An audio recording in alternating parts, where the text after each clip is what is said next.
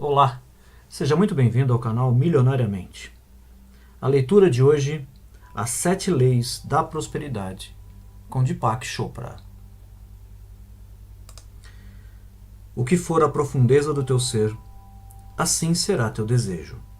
O que for o teu desejo, assim será tua verdade. O que for a tua mente, assim serão teus atos. O que forem teus atos, assim será teu destino. Upanishad. Introdução. Embora este livro tenha como título As 7 Leis Espirituais do Sucesso, ele também poderia chamar-se As 7 Leis Espirituais da Vida, porque são estes os princípios seguidos pela natureza para criar tudo o que existe na Terra, tudo o que podemos ver, ouvir, cheirar, provar, tocar. Em meu livro Criando Prosperidade, esbocei os passos da riqueza consciente baseado na real compreensão da ação da natureza.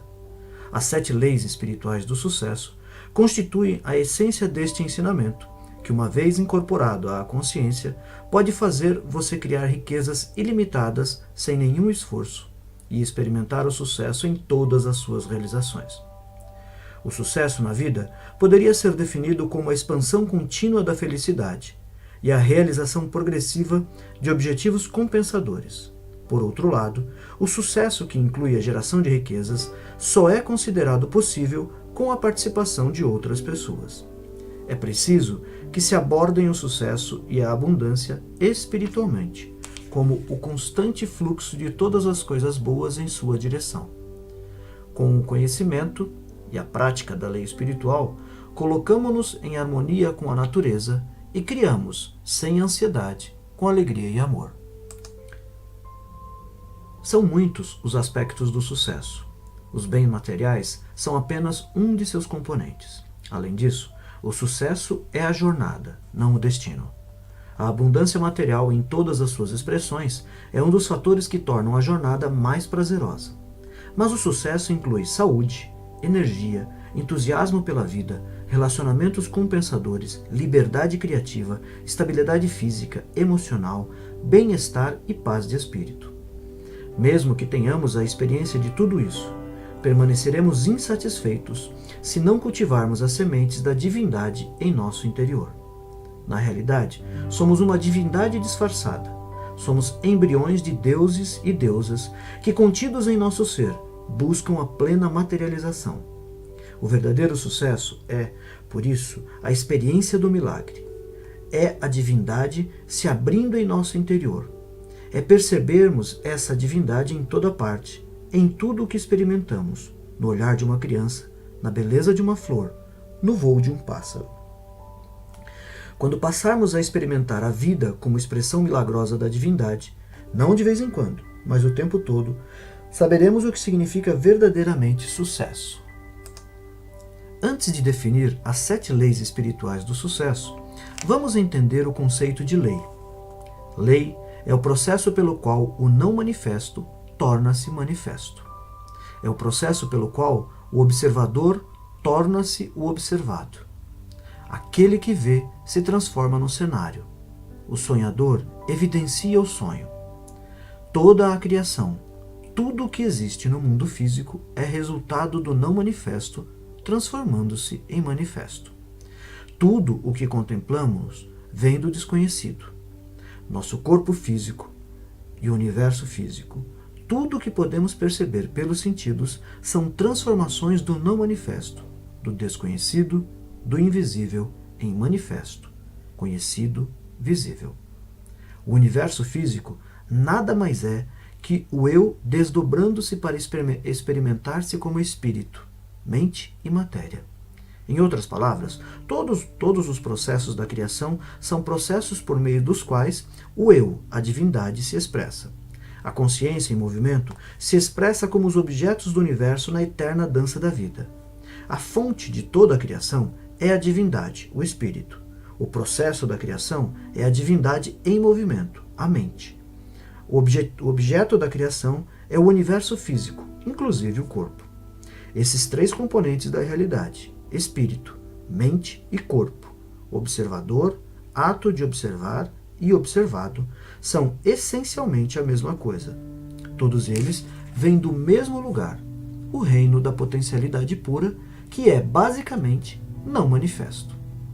As leis físicas do universo, na verdade, representam esse processo da divindade em movimento, ou a consciência em movimento.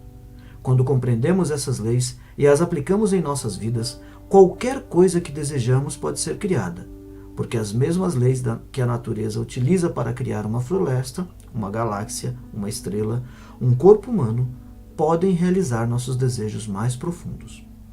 Agora, passemos às 7 leis espirituais do sucesso para aprender como aplicá-las em nossas vidas.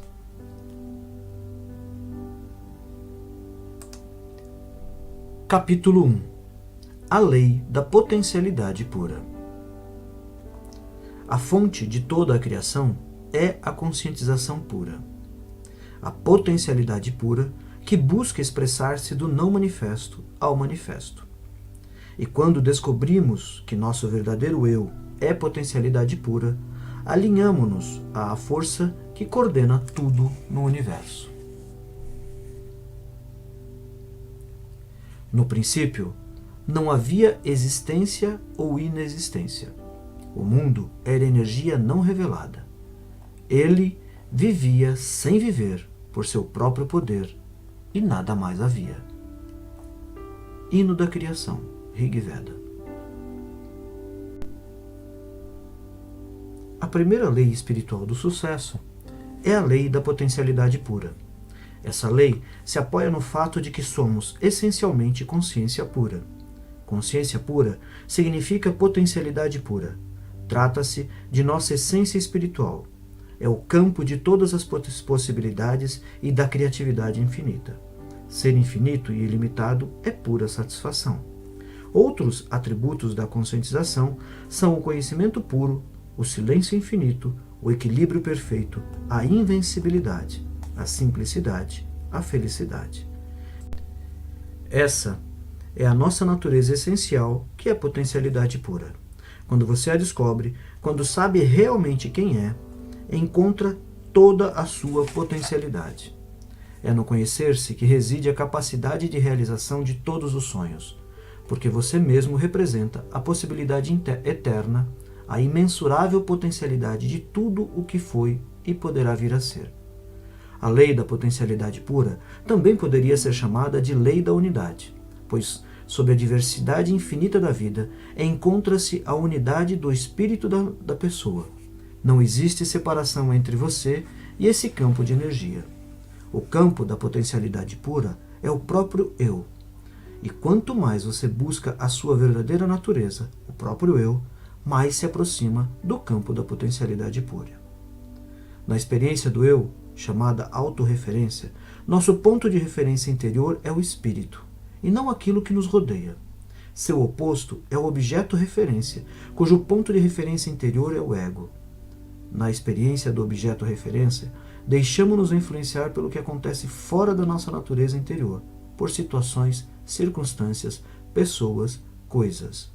Nesse estado, buscamos incessantemente a aprovação dos outros.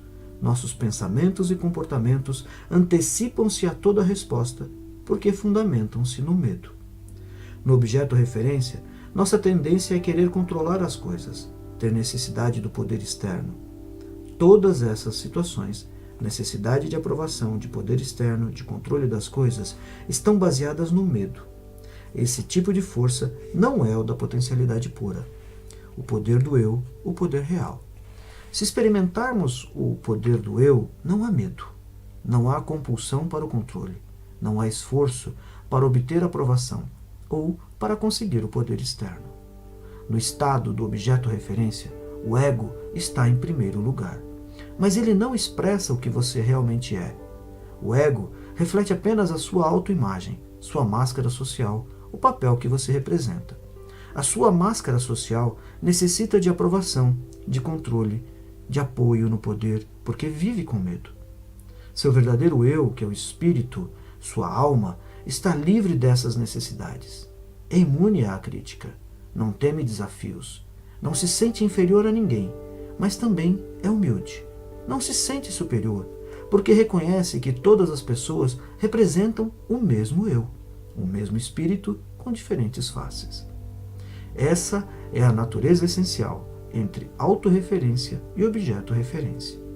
Na autorreferência, você experimenta seu verdadeiro eu, que não teme desafios, respeita todas as pessoas e não se sente inferior a ninguém. O alto poder é, portanto, o verdadeiro poder. Já o poder assentado no objeto referência é um falso poder. Por estar fundamentado no ego, ele existe enquanto existir o objeto de referência.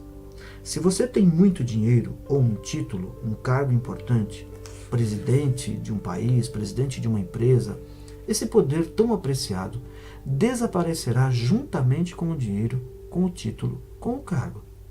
O poder baseado no ego, portanto, deixa de existir quando terminam essas situações. Assim que desaparecem, sejam o título, o cargo, o dinheiro, o poder também se esvai. O alto poder, no entanto, é permanente, porque está fundamentado no conhecimento do eu. Ele tem características próprias e atrai não só as coisas que você deseja, como as pessoas que possam lhe interessar.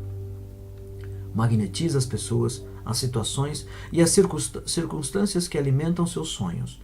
Apoiando-se nas leis naturais, é também o suporte da divindade que se encontra no estado de graça, no estado de ser de graça. Esse poder é tão intenso que você encontra prazer em se ligar às pessoas e elas a você. É o poder do vínculo originado do amor verdadeiro. Como é possível aplicar a lei da potencialidade pura, o campo de todas as possibilidades em nossa vida rotineira? Se você deseja desfrutar os benefícios do campo da potencialidade pura, se quiser fazer pleno uso da criatividade que é inerente à consciência pura, precisará ter acesso a ela. Uma forma de conseguir isso é se entregar diariamente a momentos de silêncio, praticar a meditação, evitar julgamentos. Viver em contato com a natureza é outra maneira de ter acesso às qualidades inerentes a esse campo. A infinita criatividade, a liberdade, a felicidade. Praticar o silêncio significa assumir o compromisso de reservar uma certa quantidade de tempo para simplesmente ser. Experimentar o silêncio representa afastar-se periodicamente da atividade da fala e também da atividade como assistir televisão, ouvir um rádio, ler um livro. Se você nunca se entregar à experiência do silêncio, estará provocando turbulência em seu diálogo interior. Sempre que possível, reserve algum tempo para experimentar o silêncio. Ou assuma o compromisso de manter o silêncio durante um certo período, diariamente. Poderia fazê-lo por 2 horas, por exemplo. Se isso lhe parecer muito, faça-o por apenas 1. Mas tente sempre aumentar esse tempo. Experimentar o silêncio por um tempo cada vez maior. Um dia inteiro, 2 dias, 1 semana. O que acontece quando você entra na experiência do silêncio? No início, seu diálogo interior fica mais turbulento. Você sente uma necessidade intensa de dizer coisas. Conheci pessoas que ficavam completamente loucas nos primeiros dias em que se comprometiam a estender o período de silêncio. Eram tomadas por uma sensação de urgência e ansiedade. Mas, quando persistiam na experiência, seu diálogo interior começava a se aquietar, e o silêncio logo se tornava profundo. Isso acontece porque depois de um tempo, a mente desiste. Ela se dá conta de que não adianta ficar dando voltas e voltas se você, o eu, o espírito, não vai falar e ponto final. Então, quando o diálogo interior silencia, você começa a experimentar a quietude do campo da potencialidade pura. Praticar periodicamente o silêncio, da forma que lhe for conveniente, é uma maneira de experimentar a lei da potencialidade pura. A meditação é outra. O ideal seria que você meditasse pelo menos 30 minutos pela manhã e 30 minutos à noite. Pela meditação, você aprende a experimentar o campo do silêncio puro e da percepção pura. Nesse campo do silêncio puro está o campo da correlação infinita, o campo do infinito poder de organização, o supremo terreno da criação, onde todas as coisas estão inseparavelmente conectadas a tudo o que existe. Na quinta lei espiritual, a lei da intenção e do desejo, você verá como é possível inserir um leve impulso de intenção nesse campo. para que seus desejos surjam espontaneamente. Mas antes, você precisa experimentar a quietude, que é o primeiro requisito para que seus desejos se manifestem. Ela o transporta ao campo da potencialidade pura, com infinitas possibilidades de realização. Imagine-se atirando uma pedrinha num lago tranquilo e observando as ondas que se formam. Momentos depois, quando as ondas cessam, você atira outra pedra. É exatamente o que fazemos quando entramos no campo do silêncio puro e introduzimos uma intenção. No silêncio, a intenção mais remota espalha ondas sobre o leito da consciência universal que interliga todas as coisas. Mas, se você não experimentar a quietude da consciência, se sua mente continuar como um oceano turbulento, pode colocar o edifício Empire State dentro dela, que nem vai notar. Na Bíblia, encontramos a seguinte frase: fique em silêncio, sinta a minha presença e saiba que eu sou Deus. Isso só se consegue por meio da meditação. Outra maneira de acessar o campo da potencialidade pura é por meio do não julgamento. Julgar é estar constantemente avaliando as situações como certas ou erradas, boas ou más. Se você está constantemente avaliando, classificando, rotulando, analisando, cria muita turbulência em seu diálogo interior. Essa turbulência restringe o fluxo de energia entre você e o campo da potencialidade pura. Literalmente, você diminui o espaço vazio entre os pensamentos. É por intermédio desse espaço vazio que você se liga ao campo da potencialidade pura. É esse estado de percepção pura, esse espaço silencioso entre os pensamentos, essa quietude interior que põe você em contato com o poder verdadeiro. Se você diminuir esse espaço, estará restringindo a sua conexão com o campo da potencialidade pura e da criatividade infinita. Há uma oração que diz: hoje não julgarei nada que aconteça. O não julgamento cria silêncio em sua mente. É uma boa ideia, portanto, começar o dia com essa frase e, durante o dia, lembrar dela toda vez que se vir julgando alguma coisa. Se achar difícil fazer isso durante todo o dia, pelo menos se comprometa a não julgar nada nas próximas 2 horas ou durante 1 hora. Depois, gradualmente, vá aumentando esse tempo. Pelo silêncio, pela meditação, pelo não julgamento, você terá acesso à primeira lei, a lei da potencialidade pura. Quando conseguir isso, poderá acrescentar um 4º componente a essa prática: o contato direto com a natureza, seja em um riacho, uma floresta, uma montanha, um lago, uma praia. Essa comunhão com a natureza o levará a uma interação harmoniosa com todos os elementos das forças vitais e lhe dará a sensação de união com todas as coisas vivas. Ela permitirá também o acesso ao campo da potencialidade pura. Você precisa aprender a entrar em contato com a mais profunda essência do seu ser. Ela está além do ego, é isenta de medo, livre, imune à crítica, não teme qualquer desafio, não é inferior nem superior a ninguém. É pura magia, mistério e encantamento.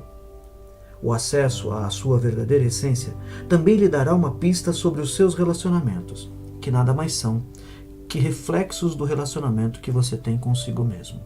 Por exemplo, se você sente culpa, medo, insegurança em relação ao dinheiro, ao sucesso, ao que for, isso é reflexo dos aspectos básicos da sua personalidade, aspectos de culpa, medo e insegurança. Nenhuma quantia de dinheiro ou parcela de sucesso resolverá esses problemas básicos da sua vida. Somente a intimidade com o seu verdadeiro eu permitirá superar tais problemas. Quando você conhece bem o seu verdadeiro eu, quando compreende realmente a sua verdadeira natureza, não sente culpa, nem medo, nem insegurança, seja em relação ao dinheiro, abundância ou realização dos desejos, pois sabe que a essência de todos os bens materiais é energia vital. É potencialidade pura, a qual, por sua vez, é sua natureza intrínseca.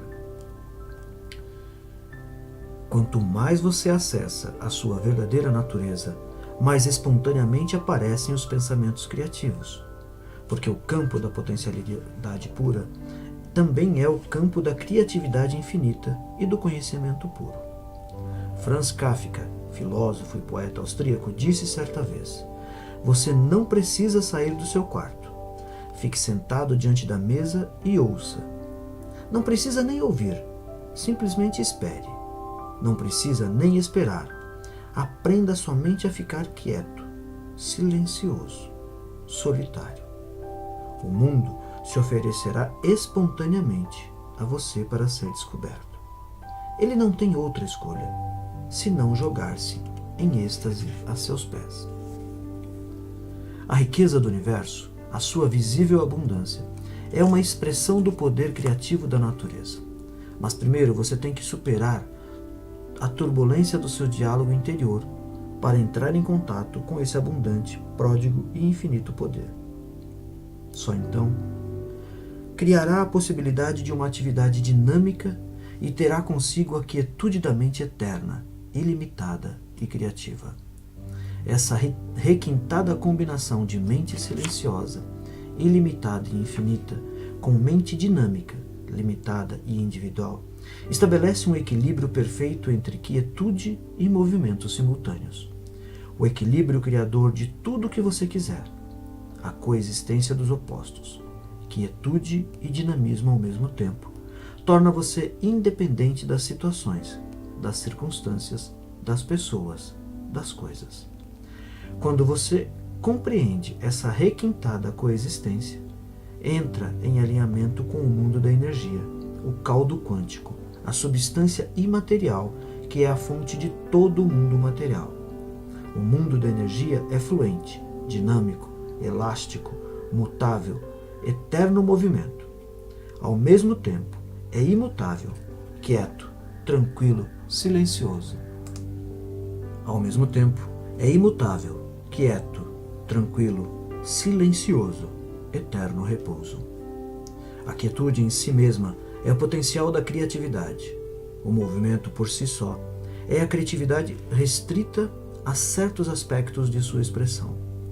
Mas a combinação do movimento com a quietude capacita você a desencadear sua criatividade em todas as direções, até onde o poder da sua atenção o possa levar.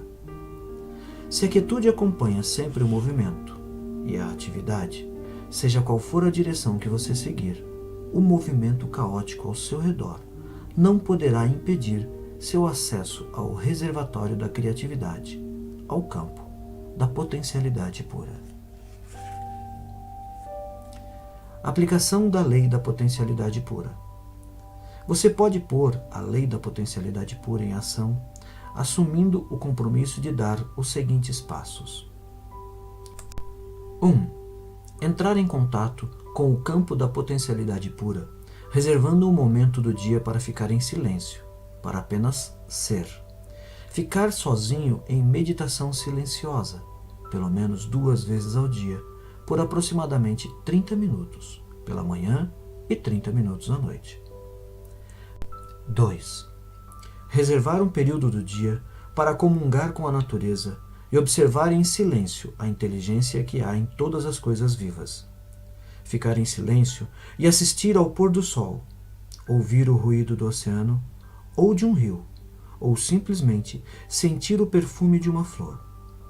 No êxtase do silêncio e em comunhão com a natureza, desfrutar a pulsação vital das eras, o campo da potencialidade pura e da criatividade ilimitada. 3. Praticar o não julgamento. Começar o dia dizendo: hoje não julgarei nada que aconteça.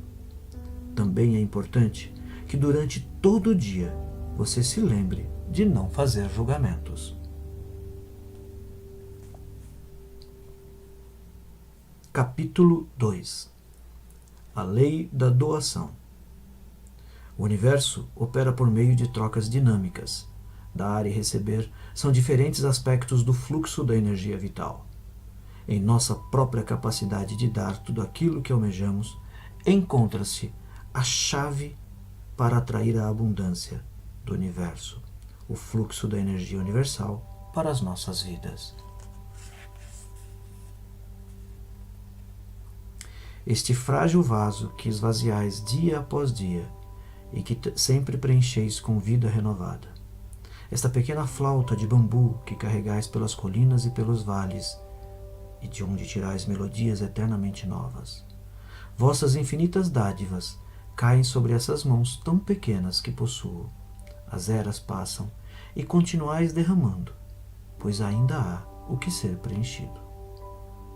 Tagore Gitanjali.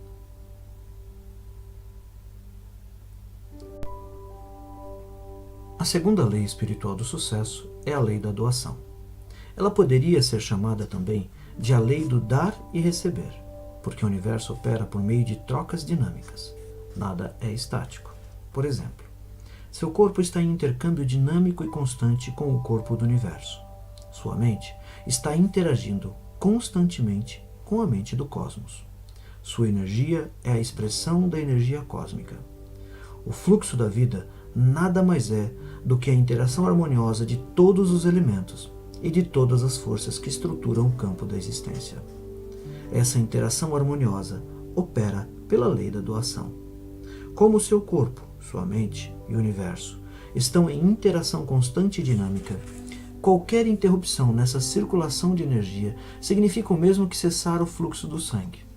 Se o sangue para de fluir, começa a coagular, estagnar.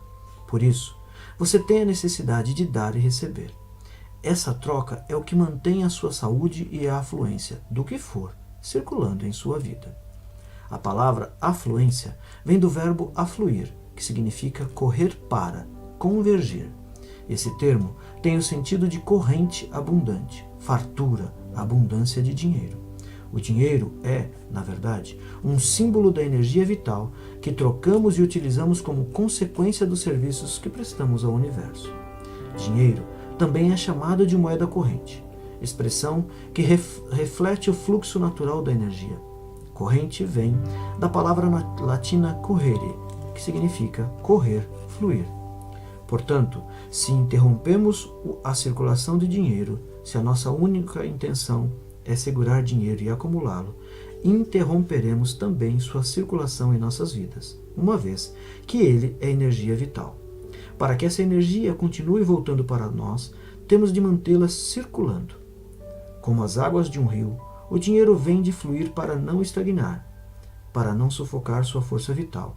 A circulação o mantém saudável e energizado. Da mesma forma, todo o relacionamento depende de dar e receber. Dar engendra receber. Receber engendra dar. O que sobe tem que descer. O que sai tem de voltar. Na realidade, receber é o mesmo que dar, porque dar e receber são aspectos diferentes do fluxo da energia vital. Se você interrompe o fluxo de um ou de outro, interfere na inteligência da natureza. Toda semente traz em si a promessa de muitas florestas, mas a semente não pode ser guardada. Ela precisa doar sua intrínseca capacidade de gerar ao solo fértil. Ao doar-se, seus fluxos vitais invisíveis manifestam-se materialmente. Assim, quanto mais você dá, mais recebe, porque mantém a abundância do universo circulando em sua vida. De fato, tudo o que há de valioso na vida só se multiplica quando é dado. Aquilo que não se multiplica pela doação não tem valor, nem compensa ser recebido. Se no ato de dar você acha que está perdendo algo, aquele presente não foi realmente dado. Portanto, não acrescentou nada. Se você dá de má vontade, não há energia por trás desse ato. O mais importante é a intenção que há por trás de dar e receber. A intenção deve ser a de provocar sempre alegria em quem dá e em quem recebe, porque a felicidade é sustentadora e provedora da vida. Por isso, ela acrescenta. O retorno é diretamente proporcional ao volume doado, quando é feito de forma incondicional e sincera. É por esse motivo que o ato de dar tem de ser prazeroso. A intenção por trás desse ato deve ser a do prazer de simplesmente dar. Só então a energia acumulada multiplica-se muitas vezes. Praticar a lei da doação é muito simples. Se você quer alegria, dê alegria aos outros. Se deseja amor, aprenda a dar amor. Se procura atenção e apreço, aprenda a ofertá-los. Se quer bens materiais, ajude os outros a se tornarem ricos. A maneira mais fácil de obter o que se quer é ajudar os outros a conseguirem o que querem. Este princípio se aplica igualmente a pessoas, empresas, sociedades e países. Se você almeja ser abençoado com todas as coisas boas da vida, aprenda a abençoar silenciosamente a todos com elas. A mera ideia de dar, de abençoar, de oferecer uma simples oração, tem o poder de afetar a vida dos outros. Isso acontece porque seu corpo, em seu estado essencial, é um feixe de energia localizado e de informação num universo de energia e informação. Somos feixes de consciência localizada num universo consciente. A palavra consciência implica mais do que energia e informação. Implica energia e informação, tão vivas quanto o pensamento. Por isso, somos feixes de pensamentos num universo pensante. E o pensamento tem o poder de transformar. A vida é a eterna dança da consciência, expressando-se na troca dinâmica de impulsos inteligentes entre o micro e o macrocosmo, entre o corpo humano e o corpo universal, entre a mente humana e a mente cósmica. Quando você sabe dar aquilo que procura, está ativando e coreografando a dança com movimentos primorosos, energéticos e vitais, que constituem a eterna pulsação da vida. A melhor maneira de aplicar a lei da doação, de começar o processo de circulação de energia, é decidir que a qualquer momento você vai entrar em contato com outra pessoa, dando a ela alguma coisa. Não é preciso que sejam coisas materiais. Pode ser uma flor, um elogio, uma oração. Na verdade, as formas mais poderosas de dar são imateriais. As dádivas de carinho, atenção, afeto, apreço, amor, são as mais preciosas e não custam nada. Quando você encontrar alguém, ofereça-lhe uma bênção silenciosa. Deseje felicidade, contentamento, alegrias. Estes presentes silenciosos são poderosos. Um ensinamento que aprendi na infância e que também transmiti a meus filhos é não deixar de levar um presente quando visitar alguém. Você poderá pensar: como posso dar aos outros se agora não tenho nem para mim? Na verdade, você poderá levar uma flor. Uma flor.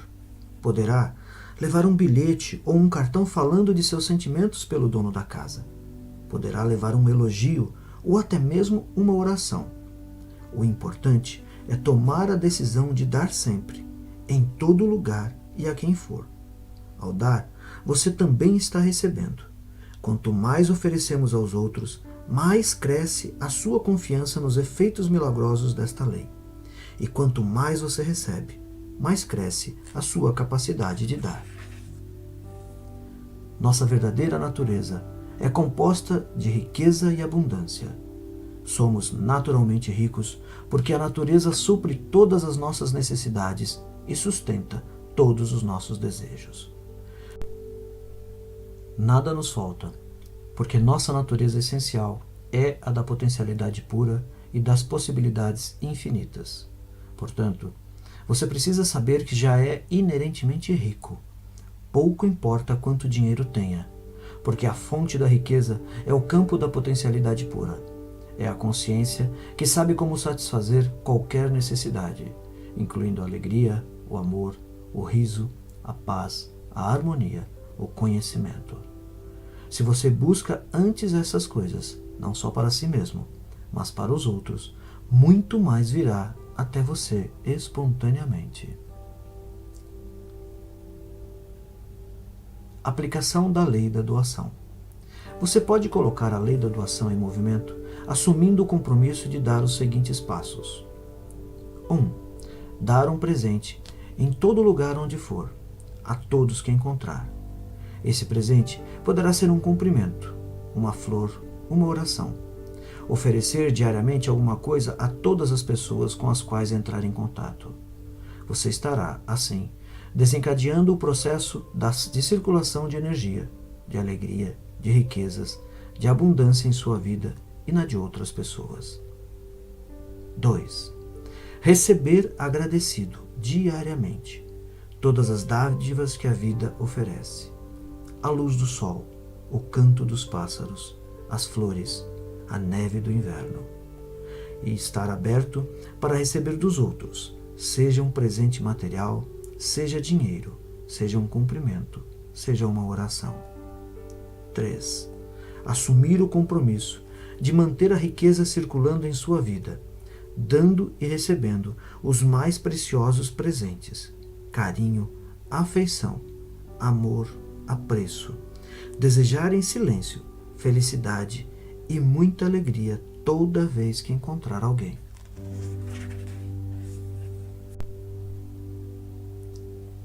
Capítulo 3. A lei do karma, ou de causa e efeito. Toda ação gera uma força energética, que retorna a nós da mesma forma. O que semeamos é o que colhemos. Quando escolhemos ações que levam felicidade e sucesso aos outros, o fruto de nosso karma é a felicidade e o sucesso. Karma é a eterna afirmação da liberdade humana. Nossos pensamentos, nossas palavras, nossos atos são fios de uma rede que tecemos ao redor de nós mesmos. Swami Vivekananda. A terceira lei espiritual do sucesso é a lei do karma. A palavra karma significa o conjunto das ações dos homens e suas consequências. É causa e efeito simultaneamente, porque toda ação gera uma força energética que retorna para nós da mesma forma. É bem conhecido o ditado: você colhe aquilo que semeia. Portanto, não há nada de misterioso na lei do karma. Obviamente, se desejamos felicidade, precisamos aprender a semear felicidade. Karma implica, então, escolha e ação conscientes. Tanto você quanto eu somos escolhedores infinitos. Em nossas vidas, a todo momento, entramos no campo de todas as possibilidades, onde temos acesso a uma infinidade de escolhas. Algumas são feitas conscientemente, outras não. Portanto, a melhor maneira de entender e utilizar ao máximo a lei do karma é estar conscientemente alerta para todas as escolhas que fazemos a todo momento. Quer você goste ou não, tudo o que está acontecendo neste momento é resultado de escolhas feitas no passado, uma vez que o karma define o nosso destino. Infelizmente, muitos fazem escolhas inconscientes e, por isso, acham que não são escolhas, mas são. Se eu o insulto, é provável que você escolha se ofender. Se eu lhe dirijo um cumprimento, é provável que você escolha sentir-se grato e envaidecido. Pense bem, é sempre uma escolha. Eu posso insultá-lo e ofendê-lo, e você escolher não se ofender. Da mesma maneira, posso lhe dirigir um cumprimento e você escolher não se sentir envaidecido. Em outras palavras, toda pessoa constitui, mesmo sendo um escolhedor infinito, um feixe de reflexos condicionados. Eles são disparados constantemente por circunstâncias e por pessoas, resultando em comportamentos previsíveis. Esses reflexos condicionados são iguais ao condicionamento pavloviano. Pavlov é conhecido por demonstrar que um cão, ao receber comida, sempre que se fizer soar uma campainha, começará a salivar assim que ouvir a campainha. Ou seja, o animal desenvolve um reflexo condicionado ao associar um estímulo, comida, ao outro, som da campainha. Também nós, devido ao condicionamento, temos respostas repetitivas e previsíveis aos estímulos do ambiente. Nossas reações parecem ser disparadas automaticamente por pessoas e circunstâncias. No entanto, esquecemos um fato. Essas reações são também escolhas que fazemos a todo momento. Simplesmente, estamos escolhendo inconscientemente. Se você parar um pouco e começar a observar suas escolhas no momento em que elas ocorrem, mudará esse aspecto da inconsciência. O simples ato de observá-las transfere todo o processo do terreno do inconsciente para o do consciente. Esse procedimento, escolher e observar conscientemente, é muito enriquecedor. Quando fizer uma escolha, qualquer uma, faça a si mesmo duas perguntas. Quais são as consequências da escolha que estão fazendo? Essa escolha trará felicidade a mim e aos outros ao meu redor? A resposta à primeira questão você sentirá em seu coração e saberá imediatamente quais serão as consequências. Quanto à segunda questão, se a resposta for sim, então persista nessa escolha. Se for não, escolha outra. É bem simples. Entre a infinidade de escolhas disponíveis a cada segundo, só existe uma que trará felicidade a você e aos que estiverem por perto. E quando você faz essa escolha, ela resulta numa forma de comportamento chamada de ação correta espontânea. A ação correta espontânea é o momento certo, é a resposta certa para uma situação no instante em que é dada. É a ação que nutre você e todos os que forem influenciados por ela. Há um mecanismo muito interessante no universo para ajudar a fazer escolhas espontâneas corretas. Esse mecanismo relaciona-se com sensações físicas. Nosso corpo reconhece dois tipos de sensações. Uma é o do conforto e a outra do desconforto. Imediatamente antes de fazer uma escolha consciente, observe seu corpo enquanto você faz a pergunta: se eu escolher isso, o que acontecerá?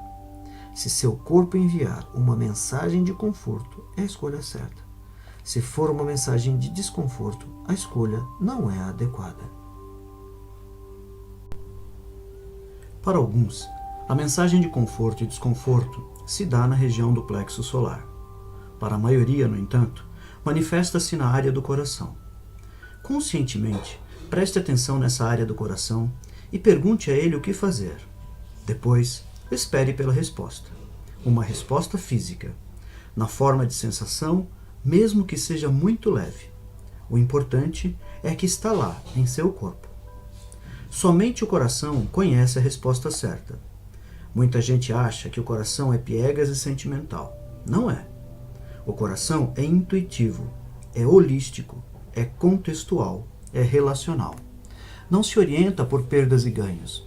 Ele está conectado ao computador cósmico, ao campo da potencialidade pura, do conhecimento puro e do poder da organização infinita que leva tudo em conta. Às vezes, pode até parecer irracional, mas o coração tem uma capacidade mais acurada e muito mais precisa de processar dados do que qualquer outra coisa que exista nos limites do pensamento racional. Você pode usar a lei do karma para gerar dinheiro e abundância e atrair para si o fluxo de todas as coisas boas no momento que quiser. Mas antes, precisa estar conscientemente lúcido de que seu futuro é resultado das escolhas que faz a todo momento em sua vida. Se assim agir regularmente, estará fazendo pleno uso da lei do karma. Quanto mais escolhas você fizer no nível da percepção consciente, mais corretas e espontâneas elas serão, tanto para si quanto para os que estão ao seu redor. E o karma passado? Como ele influencia você agora? Há 3 coisas que podem ser feitas em relação a isso. Uma é pagar seus débitos do karma passado. É o que a maioria das pessoas escolhe fazer, embora inconscientemente. Isso também é uma escolha. Às vezes, há muito sofrimento envolvido no pagamento desses débitos. Mas a lei do karma é bem clara. Diz que nada do que se deve ao universo fica sem pagamento. Há um perfeito sistema de acerto de contas nesse universo, uma constante troca de energia, de e para. A segunda coisa que você pode fazer é transmutar ou transformar seu karma numa experiência mais agradável. Esse é um processo muito interessante. Você pode se perguntar: quando está pagando esse débito? O que estou aprendendo com esta experiência? Por que isto está acontecendo? Qual é a mensagem que o universo está me transmitindo? Como posso tornar útil esta experiência para meus semelhantes?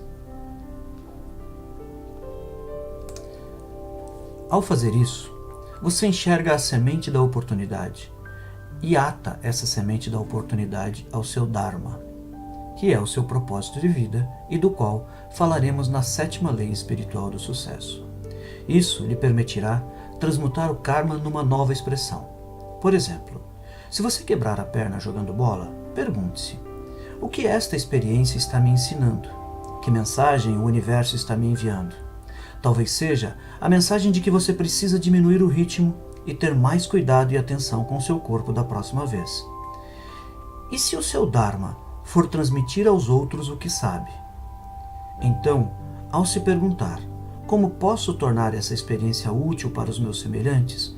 Talvez você decida compartilhar o que aprendeu escrevendo um livro, jogando bola com mais cuidado. Talvez até desenhe um sapato especial ou um protetor de perna que evite esse tipo de ferimento a outras pessoas. Dessa forma, enquanto paga seu débito com o karma do passado, você está convertendo a adversidade num benefício que poderá lhe trazer riquezas e satisfações. É a transmutação de seu karma numa experiência positiva. Você não se livra realmente do karma, mas consegue usar um episódio ligado a ele para criar um karma novo e positivo.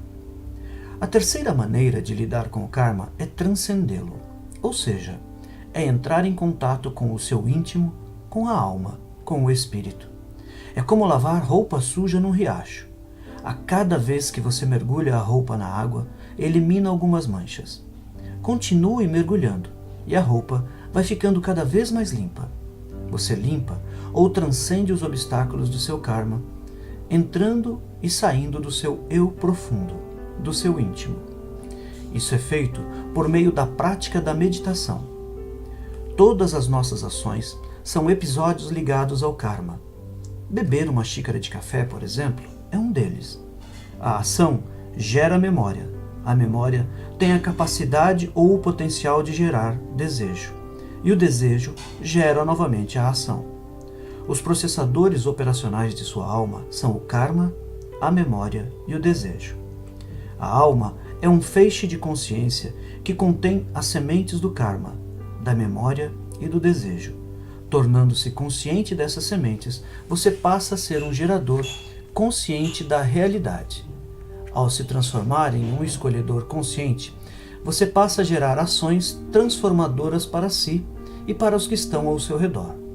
E é só isso que você precisa fazer. E como o karma é transformador, tanto para o seu íntimo, como para todos os que são afetados por ele, seu fruto será a felicidade e o sucesso. Aplicação da lei do karma ou da causa e efeito. Você pode colocar a lei do karma ou de causa e efeito em ação, assumindo o compromisso de dar os seguintes passos. 1.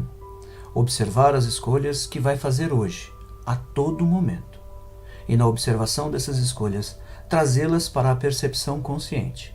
Ter bem claro que a melhor maneira de se preparar para todos os momentos do futuro é estar plenamente consciente do presente. 2. Toda vez que você fizer uma escolha, pergunte: quais serão as consequências dessa escolha? Ou, esta escolha trará satisfação e felicidade a mim e aos outros que serão afetados por ela? 3.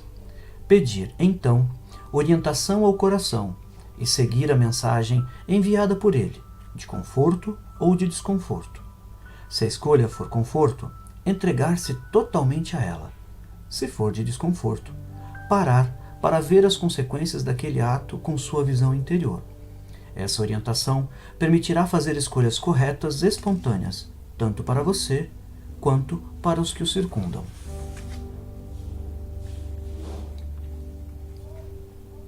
Capítulo 4. A lei do mínimo esforço.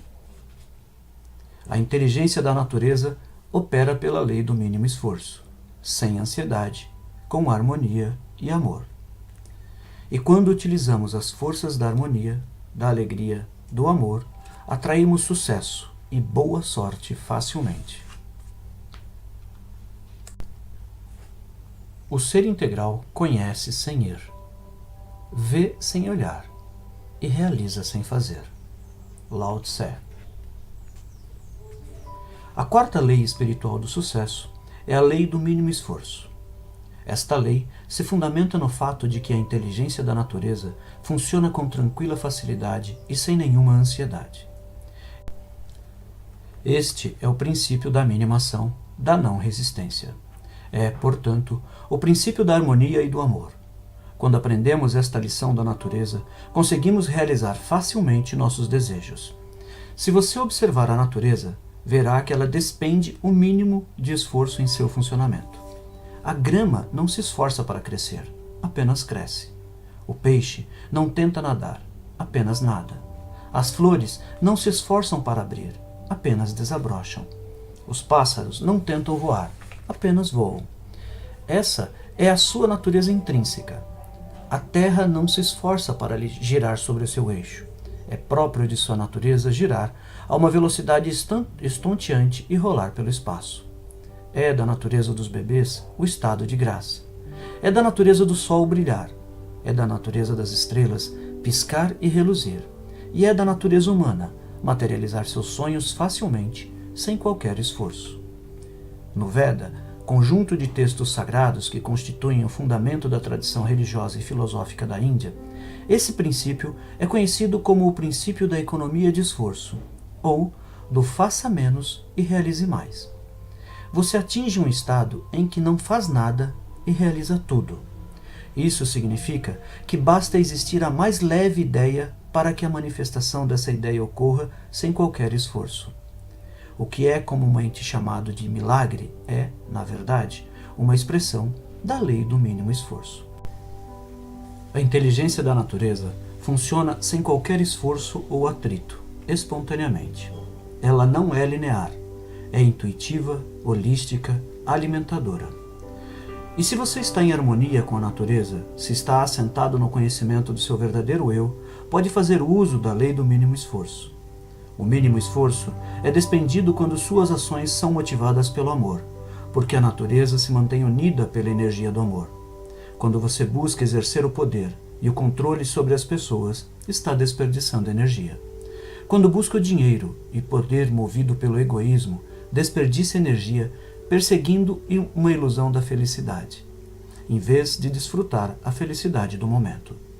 Quando busca dinheiro somente para uso próprio, interrompe a energia em direção a si mesmo e interfere na manifestação da inteligência da natureza. Mas, quando seus atos são motivados pelo amor, não há perda de energia. Ao contrário, sua energia se multiplica e acumula. A energia extra que você consegue juntar e desfrutar poderá ser canalizada para qualquer coisa que você queira, inclusive para riquezas ilimitadas. Você pode imaginar seu corpo como um mecanismo controlador de energia. Ele pode gerar, armazenar e utilizar energia. Se você sabe como gerar, armazenar e utilizar energia de maneira eficiente, pode criar riquezas em quantidade. Mas, quando sua atenção se volta para o ego, é ele que vai consumir a maior quantidade de energia.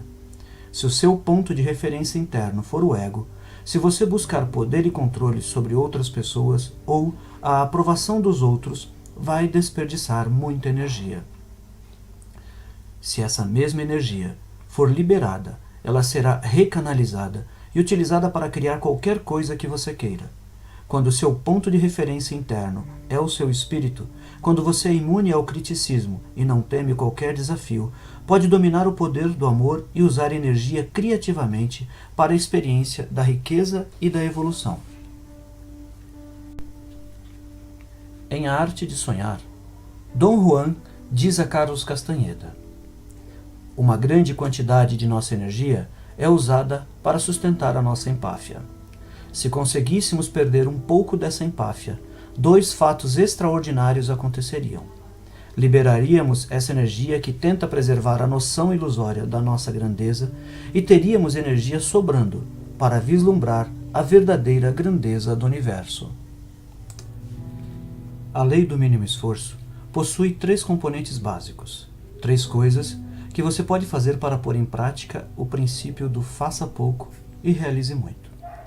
O primeiro componente é a aceitação. Aceitar significa simplesmente assumir o compromisso de aceitar pessoas, situações, circunstâncias e fatos da maneira como se apresentam.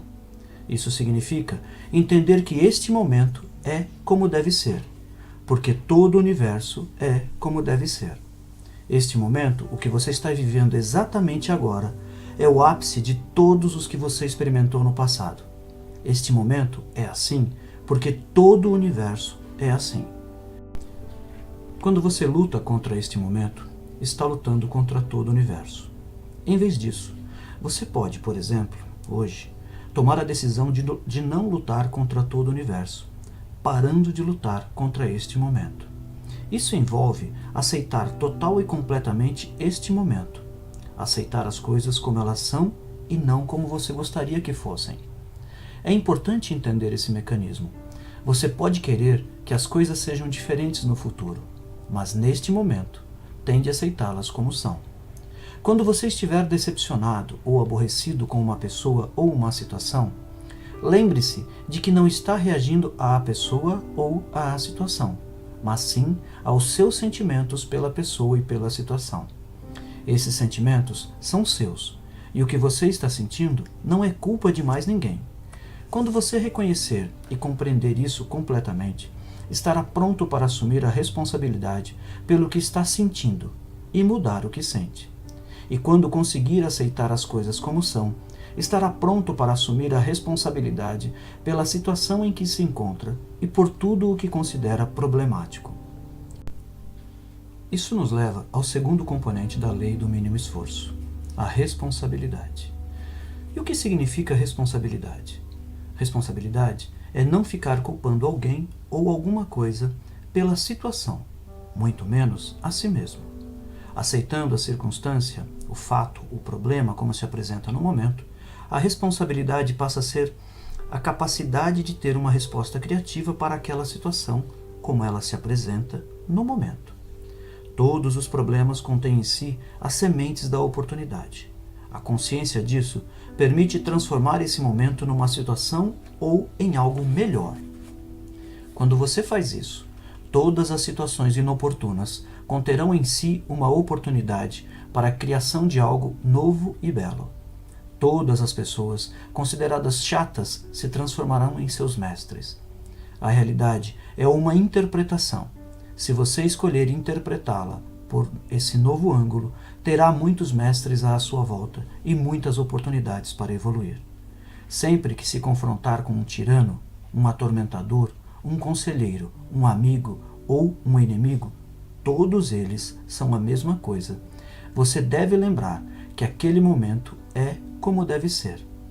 Todos os relacionamentos que você atrai na vida, em determinados momentos, são exatamente os que você precisa naqueles momentos. Há um significado oculto por trás de todos os fatos. Esse significado oculto está a serviço de sua própria evolução.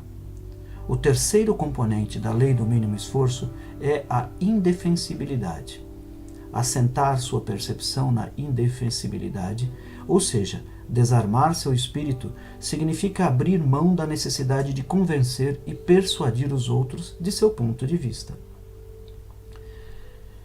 Se você observar as pessoas, verá que elas passam 99% do tempo defendendo seus pontos de vista. Se você simplesmente desistir da necessidade de defender sempre seus pontos de vista, ganha, na desistência, acesso a imensas quantidades de energias anteriormente desperdiçadas. Quando você passa o tempo defendendo suas posições, culpando os outros e não aceitando render-se a um momento determinado, sua vida se transforma num embate de resistências. E toda vez que você encontrar resistência, se tentar forçar a situação, ela só aumentará. Certamente, você não pretende ser rígido como o carvalho oco que tomba na tempestade. Vai preferir, com certeza, ser flexível como o bambu, que se curva sob a tempestade e sobrevive. Desista, de uma vez por todas, de defender intransigentemente seus pontos de vista. Quando você adota esse comportamento, evita o surgimento de discussões. Se agir dessa forma, parar de brigar e de resistir, experimentará plenamente o momento presente, que é uma dádiva. Certa vez alguém me disse: o passado é história, o futuro é mistério, o presente é uma dádiva. É por isso que este momento chama-se presente. Se você abraçar o presente, unir-se a ele, fundir-se nele, experimentará o fogo, o brilho, a centelha de êxtase que pulsa em todos os seres sensíveis. Quando você começar a experimentar a exultação do espírito em todas as coisas vivas, e à medida que for adquirindo maior intimidade com isso, sentirá o despertar de uma grande alegria interior e abandonará os terríveis fardos e empecilhos de defesa intransigente do ressentimento e do sofrimento. Só então se sentirá leve, alegre e livre.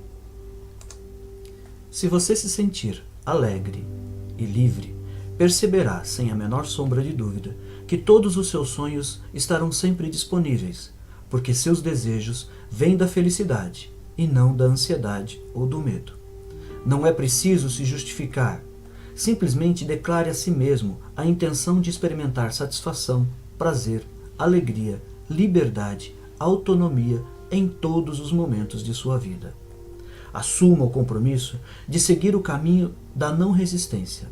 É o caminho no qual a inteligência da natureza se abre espontaneamente, sem atrito, sem esforço. Quando você reunir a refinada combinação de aceitação, responsabilidade, indefensibilidade, sentirá a vida fluindo com tranquila facilidade. E se você permanecer aberto a todos os pontos de vista, sem se prender rigidamente a qualquer um deles, seus sonhos e desejos fluirão com os desejos da natureza. Então, você poderá liberar suas intenções, sem se prender a elas, e esperar pelo momento apropriado para que seus desejos desabrochem e se transformem em realidade. Pode estar certo de que, na hora certa, eles se manifestarão. Esta é a lei do mínimo esforço. Aplicação da lei do mínimo esforço. Você pode colocar a lei do mínimo esforço em ação, assumindo o compromisso de dar os seguintes passos. 1. Praticar a aceitação dizendo: hoje aceitarei pessoas, situações, circunstâncias, fatos como eles se manifestarem. Saber que o momento é como deve ser, porque todo o universo é assim. Não se voltar contra o universo, lutando contra o momento presente. Dizer a si mesmo: minha aceitação será total e completa. Verei as coisas como são no momento em que ocorrerem, e não como eu gostaria que fossem. 2. Aceitando as coisas como são. Assumir a responsabilidade pela sua situação e por todos os fatos que considera problemáticos. Ter bem claro que assumir a responsabilidade é não culpar alguém ou alguma coisa por sua situação. Saber também que todo o problema traz em si uma oportunidade e que a consciência das oportunidades vai permitir olhar para o momento problemático e transformá-lo em imenso benefício. 3. Assentar sua percepção hoje na indefensibilidade. Desistir da necessidade de defender seus pontos de vista e de convencer e persuadir os outros a aceitá-los.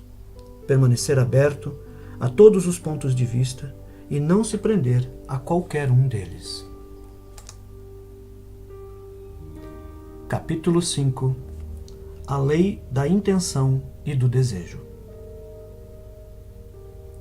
É inerente a toda intenção e a todo desejo o mecanismo de sua realização. A intenção e o desejo têm, no campo da potencialidade pura, o poder da organização infinita. E quando introduzimos uma intenção no campo fértil da potencialidade pura, colocamos essa infinita organização a nosso serviço.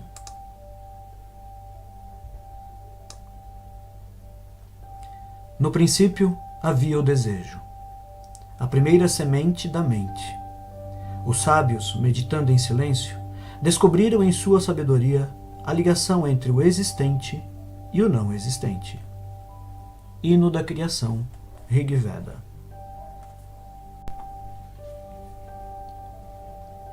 A quinta lei espiritual do sucesso é a lei da intenção e do desejo. Essa lei fundamenta-se no fato de que a energia e a informação existem em toda a natureza. De fato, no nível do campo quântico, não há nada além de energia e informação.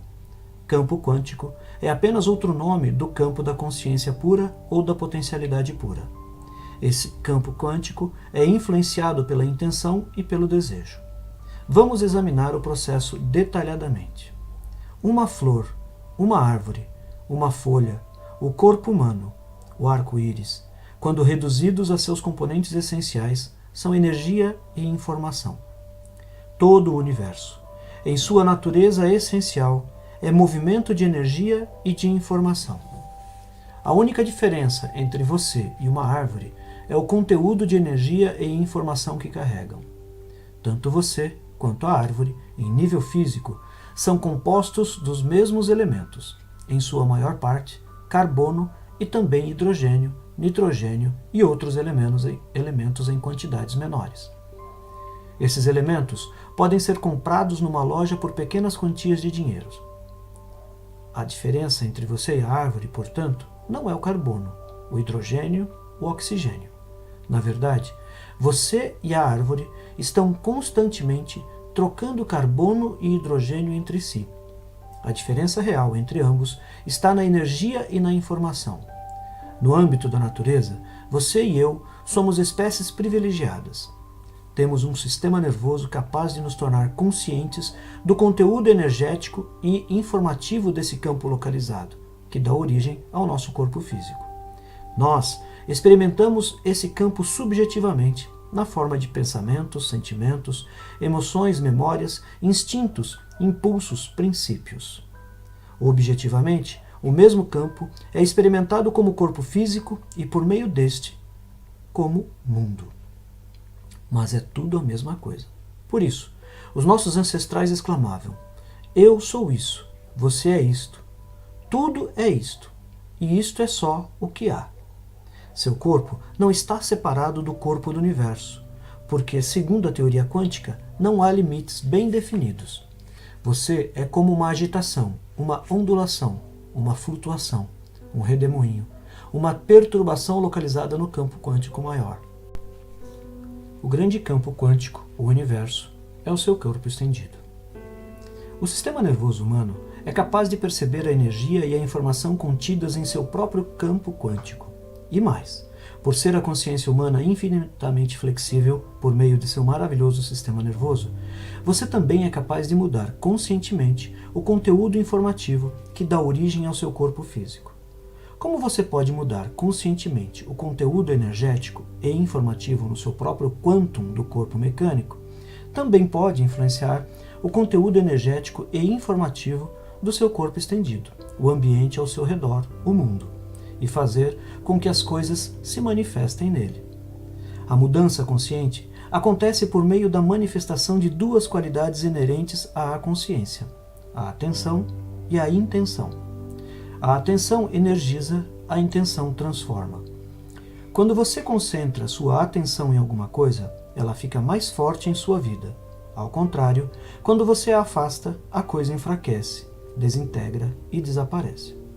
A intenção, por sua vez, detona a transformação da energia e da informação.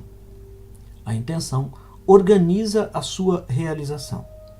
A qualidade da intenção no objeto da atenção rege uma infinidade de acontecimentos no tempo e espaço, de modo a alcançar o resultado pretendido, desde que a pessoa siga as outras leis espirituais do sucesso. Tudo isso porque a intenção, no terreno fértil da atenção, tem poder de organização infinita. Este poder significa a capacidade de organizar uma infinidade de eventos no tempo e espaço, todos ao mesmo tempo. Vemos a expressão dessa infinita organização em cada folha de grama, em cada botão de flor, em cada célula de nosso corpo. Nós a vemos em todas as coisas vivas. No campo da natureza, tudo se relaciona e se interliga. Vemos a marmota sair da terra e sabemos que ela vai saltar. Em determinada época do ano, vemos os pássaros migrarem numa certa direção. A natureza é uma sinfonia, E essa sinfonia está sendo silenciosamente regida no terreno supremo da criação. O corpo humano é outro bom exemplo dessa sintonia. Uma única célula do corpo humano realiza cerca de 6 milhões de atividades por segundo, e ainda sabe que todas as outras células estão fazendo ao mesmo tempo. O corpo humano pode tocar música, matar germes, fazer filhos, recitar poesia, monitorar o movimento das estrelas, tudo ao mesmo tempo, porque o campo das correlações infinitas faz parte do seu campo informativo. O notável em relação ao sistema nervoso do ser humano é que ele pode comandar esse poder de organização infinita por meio da intenção consciente. A intenção na espécie humana não é fixa, nem está presa a uma teia rígida de energia e informação. Tem flexibilidade infinita. Em outras palavras, desde que você não viole qualquer das leis da natureza, poderá, por intermédio de sua intenção, literalmente, comandar as leis da natureza para realizar seus sonhos e desejos. Podemos fazer com que o computador cósmico, com seu poder de organização infinita, trabalhe para nós. Podemos entrar no supremo terreno da criação e inserir uma intenção. Ao fazer isso, ativamos o campo das correlações infinitas. A intenção lança as bases para o fluxo tranquilo, espontâneo e natural da potencialidade pura, que busca expressar-se do não manifesto ao manifesto. A única exigência é que você use sua intenção em benefício do ser humano. Isso acontece espontaneamente quando você está em alinhamento com as 7 leis espirituais do sucesso. A intenção é o poder que move o desejo. A intenção por si só é muito poderosa, porque é o desejo desvinculado do resultado. O desejo sozinho é fraco, porque na maioria das pessoas a atenção é vinculada.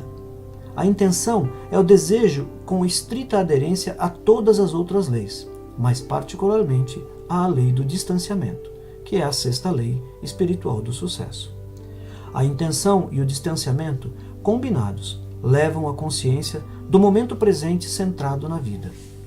E quando uma ação acontece com a consciência do momento presente, ela é mais eficiente. Sua intenção é para o futuro, mas sua atenção está no presente. Se a sua atenção está no presente, a intenção futura se manifestará, pois o futuro é criado no presente. Você tem de aceitar o presente como ele é. Aceite o presente e pretenda o futuro. O futuro é algo que sempre pode ser criado a partir da intenção distanciada, mas nunca se deve combater o presente. O passado, o presente e o futuro são propriedades da consciência. O passado representa as recordações, a memória. O futuro é antecipação. O presente é consciência, portanto, o tempo é movimento do pensamento. Tanto o passado quanto o futuro são frutos da imaginação. Somente o presente é consciência, é real, é eterno. Ele é o potencial do tempo e espaço, da matéria, da energia. É o eterno campo das possibilidades, experimentando-se como forças abstratas, sendo elas de luz, calor, eletricidade, magnetismo ou gravidade. Essas forças não estão nem no passado nem no futuro. Elas simplesmente existem. Nossa interpretação dessas forças abstratas permite a experiência do fenômeno concreto e da forma. Relembrar interpretações das forças abstratas produz a experiência do passado. Interpretações antecipatórias dessas mesmas forças criam o futuro. Tanto uma quanto a outra são qualidades da atenção na consciência. Quando essas qualidades estão livres dos pesos do passado, a ação no presente torna-se um terreno muito mais fértil para a criação do futuro. A intenção, assentada na liberdade, distanciada do presente, serve de catalisador a uma mistura certa de matéria, energia e eventos no tempo e espaço para criar tudo o que você quiser. Se você tiver consciência do momento presente, centrado na vida, os obstáculos imaginários, que são mais de 90% dos obstáculos percebidos, desintegram-se e desaparecem. Os restantes 5 a 10% dos obstáculos percebidos podem ser transmutados em oportunidades, por meio da intenção unidirecionada. Intenção unidirecionada é qualidade da atenção. Ela é inflexível em seus rígidos propósitos.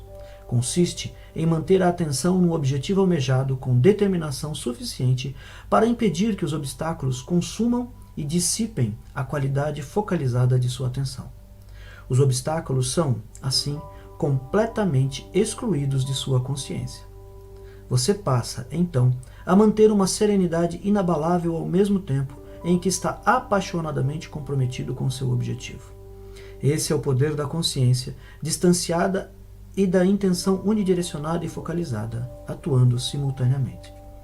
Se aprender a usar o poder da intenção, você poderá obter qualquer coisa que desejar serenamente. Conseguirá também, por meio de enorme esforço e tentativas, alcançar os resultados pretendidos.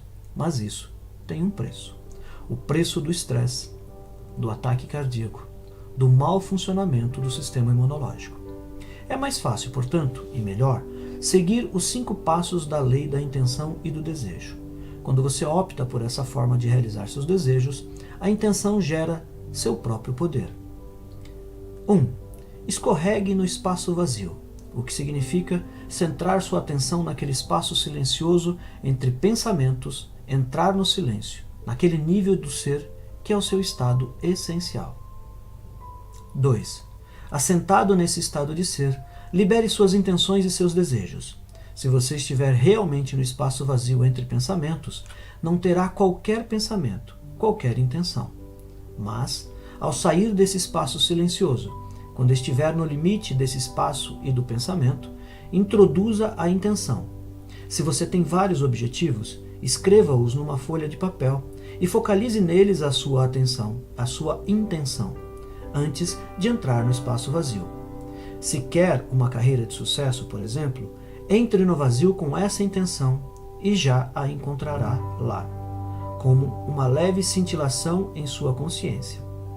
Liberar suas intenções e seus desejos significa plantá-los no terreno fértil da potencialidade pura e esperar que floresçam na hora certa.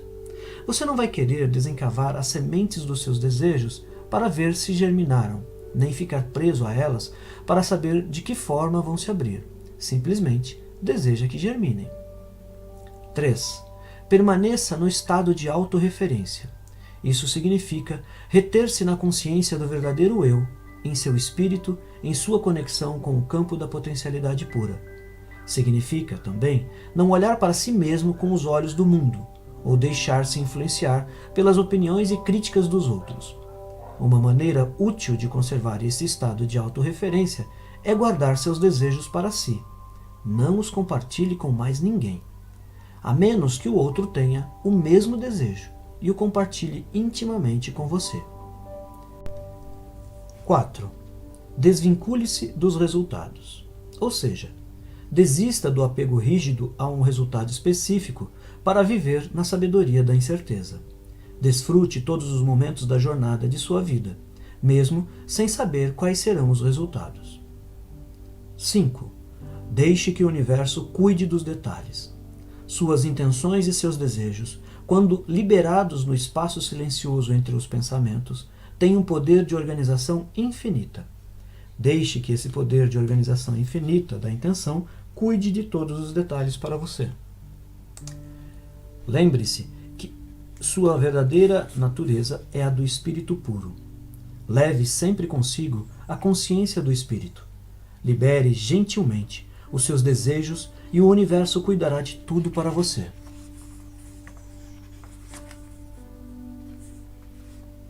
Aplicação da lei da intenção e do desejo. Você pode pôr a lei da intenção e do desejo em ação, assumindo o compromisso de dar os seguintes passos. 1.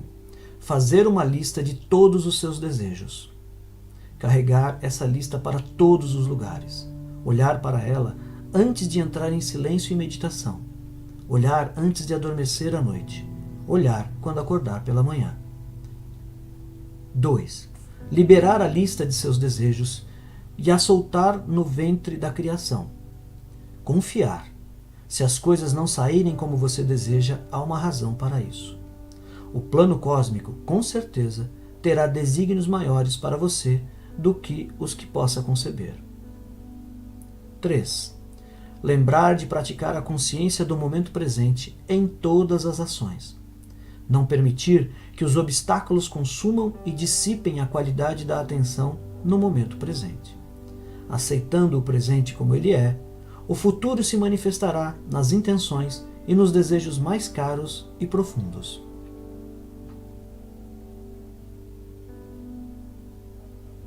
Capítulo 6. A lei do distanciamento.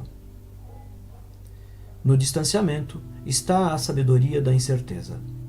Na sabedoria da incerteza está a libertação do passado, ao conhecido, que é a prisão dos velhos condicionamentos. E na mera disponibilidade para o desconhecido, para o campo de todas as possibilidades, rendemo-nos à mente criativa que rege o universo.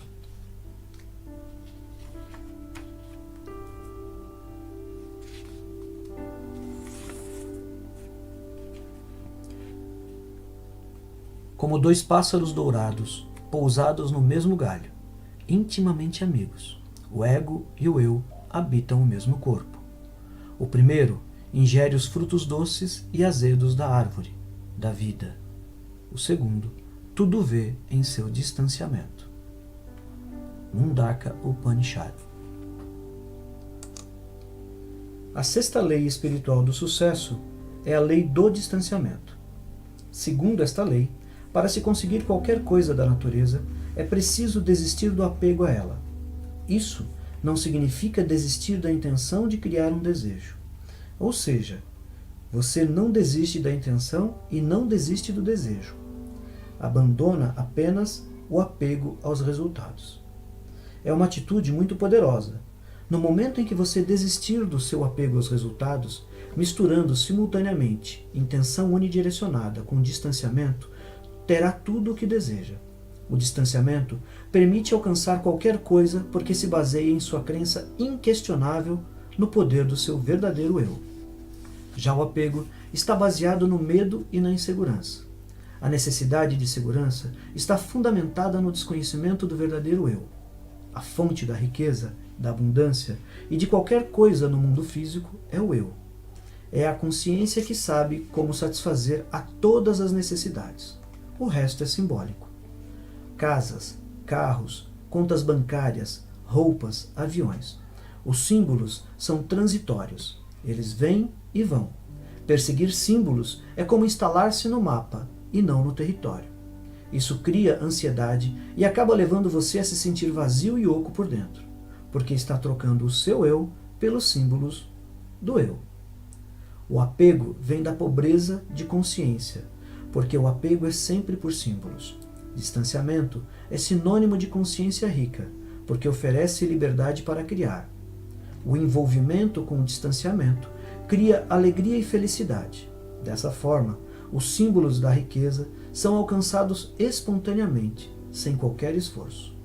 Sem distanciamento, somos prisioneiros da impotência, da desesperança, das necessidades mundanas, das preocupações triviais, do desespero mudo, da falta de humor, traços distintivos da vida medíocre e de consciência empobrecida. A verdadeira consciência é a habilidade de ter tudo o que se quer, na hora que se quer, com o mínimo esforço. Para viver esta experiência, você tem de estar apoiado na sabedoria da incerteza. Na incerteza, você encontrará a liberdade para criar o que quiser. As pessoas buscam constantemente segurança. Você descobrirá que buscar segurança é, na verdade, algo muito efêmero. Até o apego ao dinheiro é sinal de insegurança. Você poderia dizer: quando eu tiver X milhões de dólares, estarei seguro, serei financeiramente independente e poderei me aposentar. Aí poderei fazer o que realmente desejo. Mas isso nunca acontece. Nunca acontece. Aqueles que buscam segurança perseguem-na por toda a vida e nunca a encontram. Ela é sempre ilusória, efêmera, porque a segurança nunca pode vir só do dinheiro. O apego ao dinheiro criará sempre insegurança, por mais que você o tenha no banco. De fato, as pessoas que mais têm dinheiro, mais são inseguras. A busca da segurança é uma ilusão. Para a tradicional sabedoria ancestral, A solução desse dilema está na sabedoria da insegurança, ou na sabedoria da incerteza. Isso quer dizer que a busca de segurança e de certeza é, na verdade, um apego ao conhecido. E o que é ele, afinal? O conhecido é o nosso passado. O conhecido nada mais é do que a prisão dos velhos condicionamentos. Não há qualquer evolução nisso, absolutamente nenhuma. E quando não há evolução, há estagnação, desordem, ruína. A incerteza, por sua vez, é o terreno fértil para a criatividade e para a liberdade. Incerteza significa entrar no desconhecido em todos os momentos de nossa existência. O desconhecido é o campo de todas as possibilidades, sempre frescas, sempre novas, sempre abertas à criação de novas manifestações. Sem a incerteza e o desconhecido, a vida é apenas a repetição viciada de velhas memórias. Você se torna vítima do passado, e seu torturador de hoje é o que sobrou de você ontem. Renuncie ao apego ao conhecido. Entre no desconhecido e você estará no campo de todas as possibilidades. A mera disponibilidade de entrar no desconhecido lhe oferecerá a sabedoria da incerteza que há nele. Isso significa que em todos os momentos da vida você terá excitação, aventura, mistério. Experimentará a diversão da vida, a magia, a celebração, o contentamento, a exultação do seu próprio espírito. Poderá, então, diariamente, procurar a excitação do que acontece no campo de todas as possibilidades. Se você vivenciar a incerteza, estará no caminho certo. Por isso, não desista. Não é preciso ter uma ideia pronta e acabada do que você vai estar fazendo nas próximas semanas ou no ano que vem. Porque se você já sabe o que vai acontecer e se apega a essa ideia, abre mão de toda a gama de possibilidades. Uma das características do campo de todas as possibilidades são as correlações infinitas. Esse campo consegue reger uma infinidade de eventos no tempo e espaço para conseguir os resultados pretendidos. Mas, quando você está apegado, sua intenção fica presa num rígido espaço mental. Assim, a fluidez, a criatividade, a espontaneidade inerentes àquele campo se perde. Quando você se apega a uma ideia pronta, seu desejo antes fluido e flexível fica congelado numa estrutura rígida que interfere em todo o processo de criação. A lei do distanciamento não interfere na lei da intenção e do desejo, no estabelecimento de um objetivo. Você continua com a sua intenção de seguir por uma certa direção, ainda tem um objetivo. Entretanto, entre o ponto A e o ponto B, há infinitas possibilidades. Graças à incerteza dessas infinitas possibilidades, você poderá mudar de direção no momento que encontrar um ideal maior, que descobrir algo mais excitante. É também improvável que você force a solução de problemas, pois isso irá impedi-lo de estar alerta às oportunidades. A lei do distanciamento acelera todo o processo de evolução. Quando você entende esta lei, não se sente compelido a forçar soluções. Caso contrário, só vai criar novos problemas. Mas, se dirige sua atenção para a incerteza e observa essa incerteza enquanto espera a solução emergir do caos e da confusão, o que aparecerá será fabuloso e excitante. O estado de alerta, a prontidão para o presente no campo da incerteza, encontra seu objetivo e sua intenção, o que permite a você aproveitar a oportunidade. O que é a oportunidade? Ela está contida em todos os problemas que você tem na vida. Em cada um desses problemas está a oportunidade de um benefício maior. Com essa percepção, você se abre para toda a gama de possibilidades, o que preserva o mistério, o encantamento, a excitação, a aventura da vida. Todo problema pode ser visto como uma oportunidade de benefícios maiores. Fica-se alerta para as oportunidades quando se está assentado na sabedoria da incerteza. E quando a prontidão encontra a oportunidade, a solução surge espontaneamente. O resultado é o que se chama comumente de boa sorte. Sorte nada mais é do que a prontidão e a oportunidade caminhando juntas. Se as duas estiverem misturadas à observação atenta do caos, daí emergirá uma solução que será evolucionariamente benéfica para você e para todos os que estiverem ao seu redor. Essa é a perfeita receita do sucesso. Ela está baseada na lei do distanciamento. Aplicação da lei do distanciamento. Você pode colocar a lei do distanciamento em ação assumindo o compromisso de dar os seguintes passos. 1.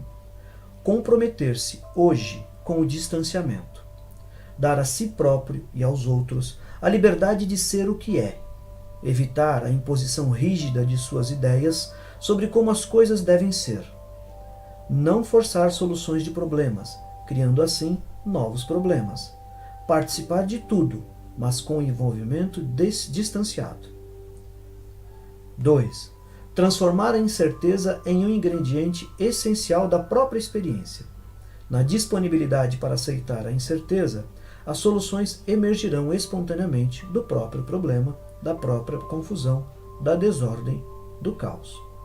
Quanto mais incertas forem as coisas, mais seguro deverá se sentir, porque a incerteza, você é o caminho da liberdade. Por meio da sabedoria da incerteza, você encontrará a segurança. 3. Entrar no campo de todas as potencialidades e antecipar a excitação que pode ocorrer quando se está aberto a uma infinidade de escolhas. Quando você agir assim, experimentará toda a diversão, toda a magia, todo o mistério, toda a aventura da vida.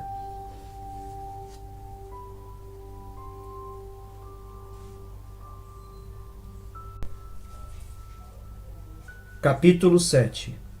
A lei do Dharma ou do propósito de vida. Todos têm um propósito de vida, um dom singular ou um talento único para dar aos outros. E quando misturamos esse talento singular com benefício aos outros, experimentamos o êxtase da exultação de nosso próprio espírito, entre todos, o supremo objetivo. Quando você está trabalhando, o passar das horas deve soar como música extraída de uma flauta. E o que é trabalhar com amor? É como tecer uma roupa com fios que vêm do coração, como se fosse o seu bem-amado a usá-la. Khalil Gibran, o profeta. A sétima lei espiritual do sucesso é a lei do Dharma. A palavra Dharma vem do sânscrito e significa propósito de vida. Segundo a lei do Dharma, assumimos uma forma física para cumprir um propósito na vida. O campo da potencialidade pura é divindade em essência. É o divino assumindo a forma humana para cumprir um propósito. De acordo com esta lei, você tem um talento singular e uma maneira única de expressá-lo. Existe alguma coisa que você consegue fazer melhor do que todo mundo. E para cada talento singular, em sua forma única de se expressar, existem necessidades específicas. Quando essas necessidades se combinam com a expressão criativa do seu talento, surge a fagulha que cria a riqueza. Se você transmitir este pensamento às crianças, poderá ver os seus efeitos. Fiz isso com meus filhos. De vez em quando, eu falava que havia uma razão para eles estarem aqui, e que cada um teria de descobrir por si mesmo que razão era essa. Desde os 4 anos de idade, eles ouviram isso. Também ensinei-lhes a meditar quando tinham mais ou menos essa idade. Eu lhes dizia sempre: não quero que vocês se preocupem em ganhar muito dinheiro. Se não forem capazes disso, quando crescerem, eu mesmo providenciarei seu sustento. Portanto, não se preocupem. Não quero que o objetivo de suas vidas seja o de ser um sucesso na escola, nem de ter as melhores notas ou de frequentar as melhores faculdades. Mas quero que se perguntem como poderão descobrir o seu talento e servir à humanidade, pois cada um de vocês tem um talento único que ninguém mais tem. E cada um tem uma forma de expressar esse talento que mais ninguém tem. O resultado é que eles acabaram indo para as melhores faculdades e são únicos naquilo que os torna economicamente autossuficientes, porque estão concentrados no que vieram fazer aqui. É essa, portanto, a lei do Dharma. A lei do Dharma apresenta 3 componentes. O primeiro é o de que estamos aqui para encontrar nosso verdadeiro eu, para descobrir que nosso verdadeiro eu é espiritual, que somos essencialmente seres espirituais expressos numa forma física. Não somos seres humanos que de vez em quando têm experiências espirituais. Ao contrário, somos seres espirituais que de vez em quando têm experiências humanas. Estamos aqui para descobrir nosso eu superior, ou espiritual. Essa é a primeira coisa que se cumpre na lei do Dharma. Precisamos descobrir por nós mesmos que temos em nosso interior um embrião de Deus ou deusa, desejoso de nascer e de expressar sua divindade. O segundo componente é o de que devemos expressar nosso talento singular. A lei do Dharma diz que todo ser humano tem um talento único. Ou seja, você tem um talento só seu, e ele é único em sua expressão e tão específico que ninguém mais em todo o planeta tem um igual ou maneira parecida de expressá-lo. Isso significa que há uma coisa que você pode fazer e de um jeito melhor do que qualquer outra pessoa sobre a Terra. Quando você está fazendo essa coisa, perde a noção do tempo. E quando está expressando esse talento único, muita gente tem mais de um, você penetra na consciência atemporal. O terceiro componente é o que devemos servir à humanidade. Para isso, devemos fazer as seguintes perguntas. Como posso ajudar? Como posso ajudar a todos com quem tenho contato? Quando você combina a capacidade de expressar seu talento único com benefícios à humanidade, está fazendo pleno uso da lei do Dharma. Agindo assim e somando a experiência de sua própria espiritualidade, o campo da potencialidade pura, não há meios de você não ter acesso à abundância ilimitada, porque essa é a verdadeira forma de se obter a abundância. E não se trata de abundância passageira. Ela é permanente por causa de seu talento único, de sua maneira específica de expressá-lo, dos benefícios e dedicação a seus semelhantes, que descobriu ao se perguntar: como posso ajudar?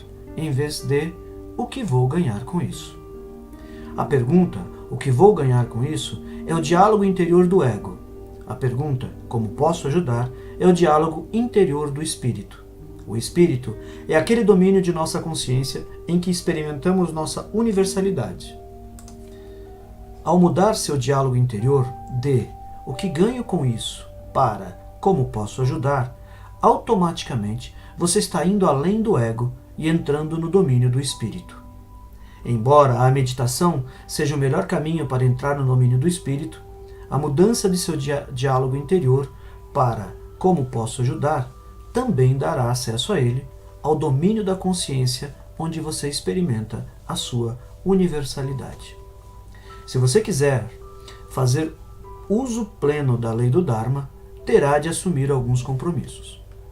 O primeiro é o de procurar seu eu superior, que está além do ego.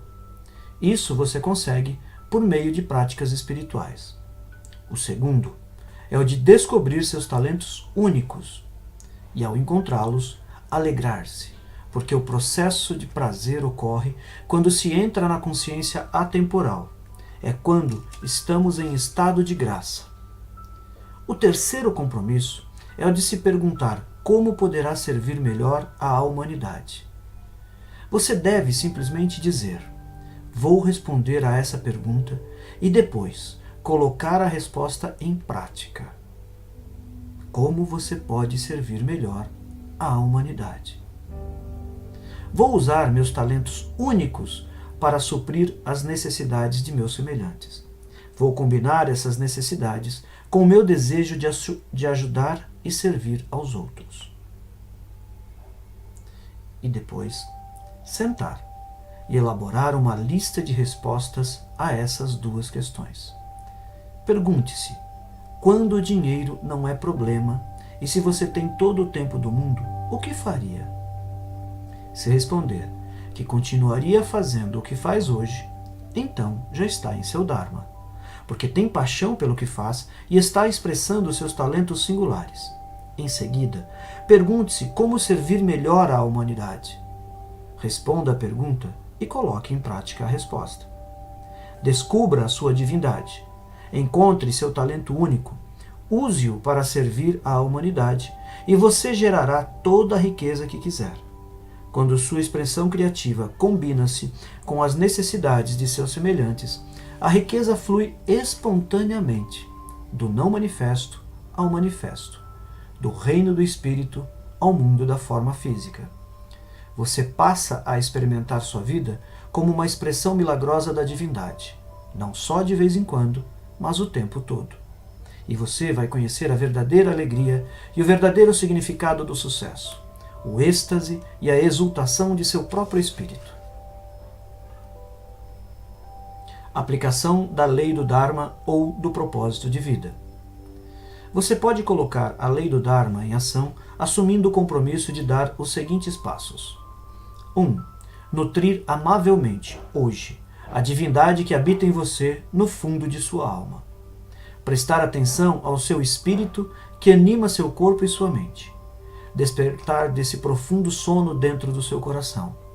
Carregar consigo a consciência de atemporalidade, do ser eterno, em todas as experiências limitadas pelo tempo. 2. Elaborar uma lista de seus talentos únicos. Depois, outra lista das atividades que adora realizar quando está expressando esses talentos. Diga então: quando expresso os meus talentos e os ponho a serviço da humanidade, perco a noção de tempo e crio abundância em minha vida, bem como na vida de outros. 3. Perguntar a si mesmo diariamente: como posso servir e como posso ajudar? As respostas a essas perguntas permitirão servir e ajudar a seus semelhantes com amor. Conclusão. Quero conhecer os pensamentos de Deus. O resto é detalhe. Albert Einstein. A mente universal coreografa todas as coisas que estão acontecendo em bilhões de galáxias com precisão e inteligência infalíveis. Essa inteligência é o máximo, é superior. Permeia cada fibra da existência, da menor à maior, do átomo ao cosmos. Tudo que está vivo é expressão da inteligência superior, e essa inteligência opera por meio das 7 leis espirituais. Se você olhar para cada célula do corpo humano, verá em seu funcionamento a expressão dessas leis. Toda célula, seja ela do estômago, do coração ou do cérebro, tem sua origem na lei da potencialidade pura. O DNA é um exemplo perfeito disso. É, de fato, a expressão material da potencialidade pura. O mesmo DNA existente em todas as células expressa-se de formas diferentes para cumprir as exigências singulares de uma célula em particular. Cada célula opera também por meio da lei da doação. Ela está viva e saudável quando em seu estado de equilíbrio. Esse estado de equilíbrio é o da satisfação e da harmonia, mantido pelo constante movimento de dar e receber. Cada célula nutre a outra e é nutrida pelas demais. Há ali um permanente estado de fluxo dinâmico que nunca é interrompido. De fato, o fluxo é a própria essência da vida da célula. É mantendo esse fluxo que ela consegue receber e dar, continuando, assim, sua existência vibrante. O mesmo acontece com a lei do karma, cumprida com refinamento por todas as células. Em sua própria inteligência está a resposta mais apropriada, precisa e correta a toda situação no momento em que ocorre. A lei do mínimo esforço também é executada primorosamente pelas células, que fazem seu trabalho com eficiência silenciosa num estado repousante de alerta. Já a lei da intenção e do desejo se efetiva por meio da utilização, pelas células, do poder de organização infinita da inteligência da natureza. A mais simples intenção, como a metabolização de uma molécula de açúcar, cria instantaneamente uma sinfonia de eventos no corpo em que quantidades precisas de hormônios têm de ser secretadas em momentos precisos para converter essa molécula de açúcar em energia criativa pura. Todas as células expressam ainda a lei do distanciamento. Elas se distanciam do resultado de suas intenções. Não hesitam nem se confundem, porque seu comportamento decorre de uma função da consciência do momento presente centrado na vida, e manifestam a lei do Dharma. As células têm de conhecer sua própria fonte, o eu superior, e têm de servir a seus semelhantes e expressar seus talentos únicos. As células do coração, do estômago e as imunológicas têm sua fonte no campo da potencialidade pura, no eu superior. E por estarem diretamente vinculadas a esse computador cósmico, podem expressar seus talentos únicos com muita facilidade e consciência atemporal. Expressando seus talentos únicos, mantém sua integridade e a do corpo todo. O diálogo interior de cada célula do corpo humano é sempre: como posso te ajudar? As células do coração querem ajudar as células imunológicas. Estas, por sua vez, pretendem colaborar com as células do estômago e do pulmão.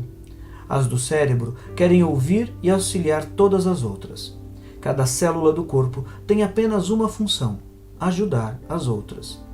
Olhando o comportamento das células de nosso corpo, podemos observar a mais extraordinária e eficiente expressão das 7 leis espirituais do sucesso. Essa é a genialidade da inteligência da natureza. Esses são os pensamentos de Deus. O resto é detalhe. As 7 leis espirituais do sucesso são princípios poderosos que o capacitarão a alcançar o autodomínio. Se você prestar atenção a essas leis e praticar os passos sugeridos neste livro, poderá desejar e receber o que quiser: riqueza, dinheiro, sucesso. Verá também que sua vida vai mudar, ficando mais prazerosa e abundante em todos os sentidos, porque essas leis são as mesmas que dão sentido à vida. Há uma sequência natural de aplicação dessas leis na vida diária, que o ajudará a lembrar-se delas. A lei da potencialidade pura é experimentada por meio do silêncio, da meditação, do não julgamento, da comunhão com a natureza. Mas ela é ativada pela lei da doação, cujo princípio é saber dar o que se deseja. Se você busca a abundância, deve dar abundância. Se quer dinheiro, deve dar dinheiro. Se deseja amor, apreço, afeição, deve saber dar amor, apreço e afeição. A partir de seus atos, na lei da doação, você ativa por sua vez a lei do karma. Ao criar um bom karma, tornará tudo mais fácil na vida. Notará que não será necessário fazer muito esforço para satisfazer aos seus desejos. Isso, automaticamente, o fará compreender a lei do mínimo esforço. Assim, quando tudo ficar mais fácil e não exigir esforço, quando seus desejos forem satisfeitos, você começará espontaneamente a entender a lei da intenção e do desejo. Satisfazer seus desejos com tranquila facilidade permitirá que você pratique a lei do distanciamento.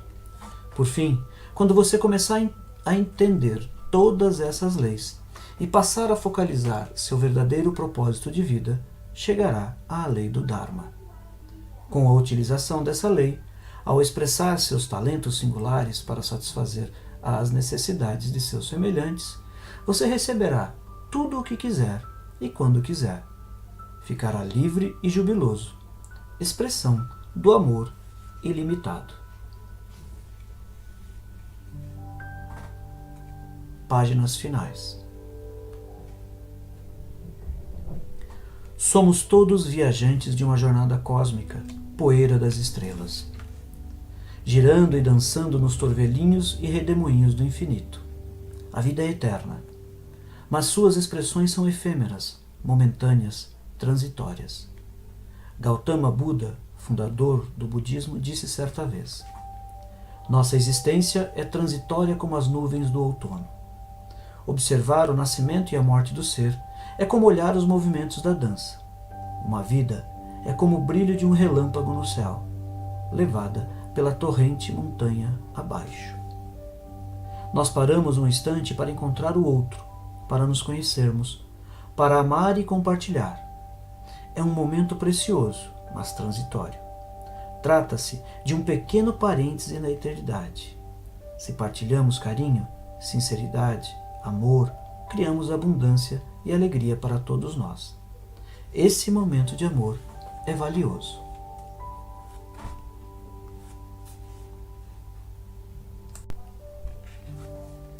Palavras finais de Deepak Chopra. Amigo, em As 7 Leis Espirituais do Sucesso, descrevo as virtudes e os princípios que me ajudaram e procuro levá-los a inúmeras outras pessoas para que possam encontrar a satisfação espiritual e o sucesso material. Escrevo para convidá-lo a juntar-se a mim e também a milhões de pessoas em todo o mundo na rede global para o sucesso espiritual, cujo fundamento é a prática diária desses poderosos princípios orientadores. A participação está aberta a todos os que queiram praticar as 7 leis espirituais do sucesso.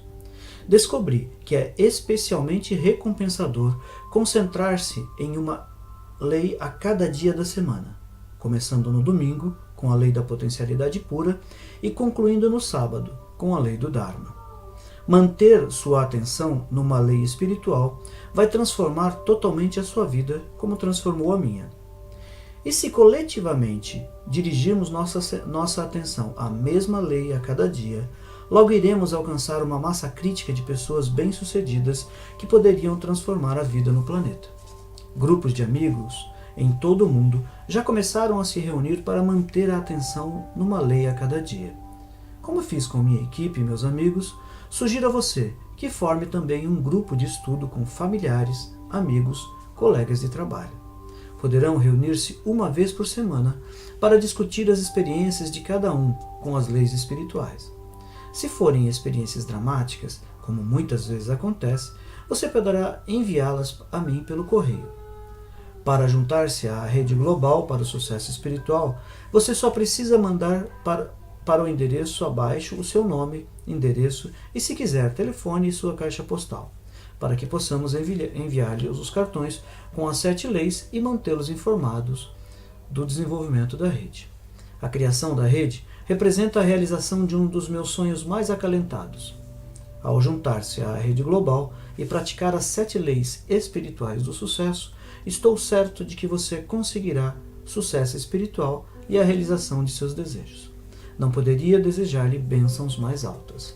Com os melhores votos, Deepak Chopra, Global Network for Spiritual Success, Post Office Box 1001, Del Mar, Califórnia.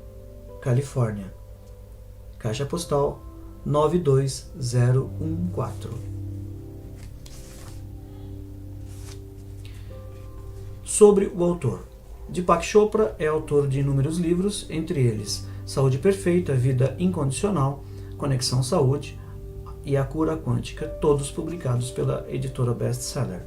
Suas concorridas palestras e seus livros misturam-se à física e à filosofia, o lado material e espiritual da vida, a venerável sabedoria oriental, a precisão científica ocidental, obtendo resultados fantásticos. Palavras finais do narrador. Meu nome é Paulo Lima, sou escritor, psicólogo e proprietário de alguns canais no YouTube. Quero deixar aqui meu expresso agradecimento por você ter acompanhado 2 horas praticamente em ouvir as 7 leis espirituais do sucesso. Queria deixar meu depoimento que elas me ajudaram muito, por isso eu tomei a decisão de narrá-las para você. Por favor, se você gostou, deixe seus comentários, inscreva-se em nosso canal, faça suas sugestões. Caso não tenha gostado, por favor, também deixe seus comentários, eles serão bem acolhidos, sempre baseados no respeito e no amor que nós temos por essa atividade. Recebam minha gratidão profunda e até o nosso próximo livro.